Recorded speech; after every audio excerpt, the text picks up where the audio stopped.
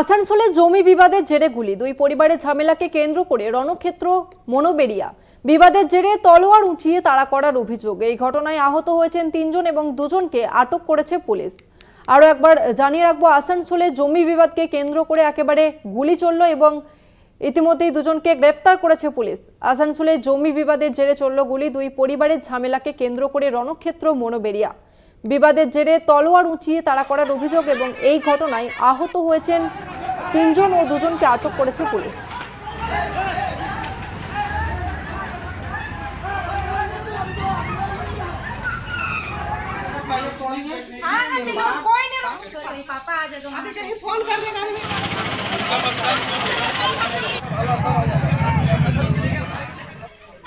এই মুহূর্তে আমাদের সঙ্গে ফোন লাইনে রয়েছে প্রতিনিধি উৎপল পাতর। উৎপল, ঠিক কি অভিযোগ উঠছে?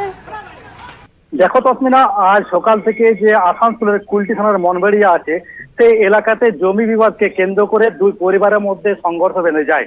তরোয়াল ও লাঠি দিয়ে নাকি তাদেরকে মারধর করে দুপক্ষের মধ্যে মারামারি হয় এবং এই ঘটনায় তিনজন আহত হয়েছে এবং দুজনকে পুলিশ আটক করেছে ইতিমধ্যে। পুলিশ সূত্রে জানা গিয়েছে যে দুজনকে আটক করা হয় এবং তিনজনকে আসানসোল জেলা হাসপাতালে ভর্তি রয়েছে এবং ওখানকার যে যারা প্রত্যক্ষদর্শী রয়েছে তাদের অভিযোগ যে তরোয়াল ও লাঠি নিয়ে দুপক্ষের মধ্যে মারামারি হয় এবং বন্দুক দিয়ে ফায়ারিং এর 5-6 রাউন্ড ফায়ারিং এর অভিযোগও উঠে আসে এই ঘটনা থেকে।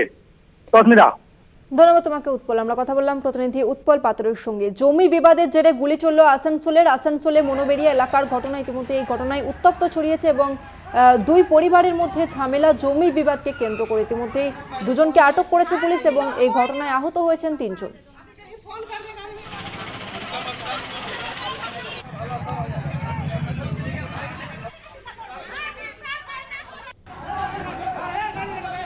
জমি বিবাদকে কেন্দ্র করে আসানসোলে চলল গুলি, দুই পরিবারের মধ্যে জমি বিবাদকে কেন্দ্র করে ঝামেলা এবং যার জেরে রণক্ষেত্র চেহারা নেই আসানসোলের মনোবেরিয়া। বিবাদের জেরে তলোয়ার উঁচিয়ে তাড়া করার অভিযোগ ওঠে এবং এই ঘটনায় আহত হয়েছেন তিনজন এবং ইতিমধ্যেই দুজনকে আটক করেছে পুলিশ। আটক করে জিজ্ঞাসাবাদ শুরু করেছে পুলিশ।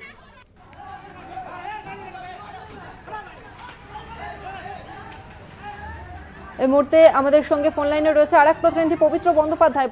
পবিত্র, এখনো পর্যন্ত কি আপডেট পাচ্ছ? দেখো তসমিনা, আমরা কলকাতা টিভি দর্শককে দেখালাম যে কি অবস্থা আসানসোলের কুলটির মানবেরিয়া অঞ্চলে, যে এক প্রতিবেশী, দুজনই প্রতিবেশী পাশাপাশি থাকে কিন্তু একটি বাড়ি করাকে কেন্দ্র করে নিয়ে রণক্ষেত্র চেহারা নেয় আসানসোলের কুলটি মানবেরিয়া অঞ্চল।